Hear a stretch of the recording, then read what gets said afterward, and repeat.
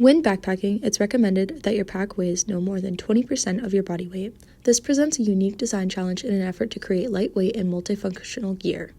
Hi, my name is Hannah, and today I'm introducing the Solar Pack Top Lantern.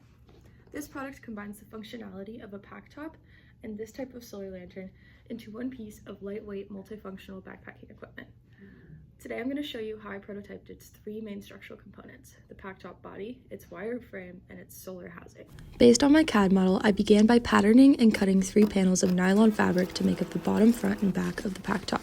I used my own pack for some guidance and messed around with different zipper placements. I then measured and cut a piece of 7-gauge clear vinyl to fit over the top. I centered a piece of nylon on the strip and sewed the 2 panels together. Then my friend helped me piece the panels together, and I sewed the top to the edge of the bottom panel, ultimately finishing the 2D pack top body. Next, it was time to add some structural components to the pack top. Using polyester straps and 9-gauge aluminum wire, I sewed the straps over the main seams of the pack top to add structure and account for waterproofing. Then I cut and bent wire to match the desired pack shape. The purpose of the wire frame is to add constant structure to the pack top so that the light always illuminates in a consistent way. I added a couple of threaded loops to hold the bottom part of this wire in place, as the rest of my frame will be built based on this. To construct the housing, I began by 3D printing a mold. Next, I cut and stapled my piece of polyethylene plastic to a wood frame that we quickly put together. My friends made a large vacuum box that I used with 2 shop vacs in my kitchen. I placed the frame with the plastic in the oven until it became clear and flipped it over onto my mold centered on the box with the vacuum on.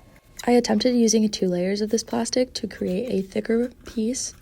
However, I ended up going with a single layer because it looked a lot cleaner because of air bubbles, and then I cut and hot glued this into the top of my pack top and hand stitched the other side of that panel to the rest of the body. I then created loops in my wire frame and attached a piece to each corner for height. I also added a bar across the top sides and reinforced with hot glue and a few stitches.